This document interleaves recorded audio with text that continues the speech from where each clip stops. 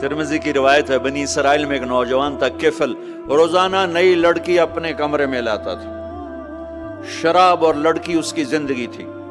ایک رات ایک لڑکی کو لے کر آیا، 60 دینار 60 دینار پاکستان کا 12 لاکھ روپیہ بنتا ہے، اور آپ کا 1 لاکھ بنتا ہے۔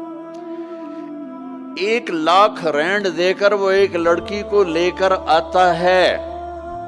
جب کمرہ بند کیا تو دیکھا وہ لڑکی رو رہی تھی، تو کفل کہتا ہے میں زبردستی تو نہیں لے کر آیا، ڈیل کر کے لایا ہوں۔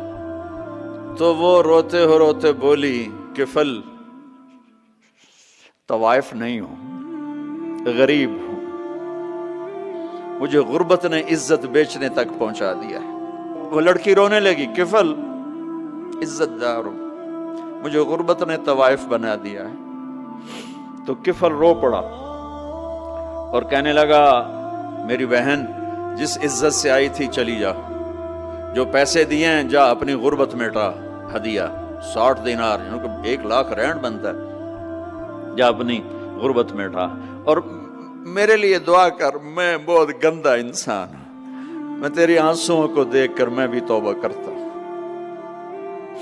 وہ لڑکی گھر پہنچی، پیچھے کفل مر گیا، اس کو نہیں پتا موت آئی کھڑی ہے سر پہ، وہ مر گیا۔ اللہ آخرت سے پردہ نہیں اٹھایا اللہ نے۔ وَمِن وَرَائِهِمْ بَرْزَخٌ إِلَى يَوْمِ يُبْعَثُونَ، پردہ ہے، مر گیا، کیسے مرا، کس حال میں مرا، کچھ پتہ نہیں ہے، اس کی قدردانی پہ قربان جاؤں۔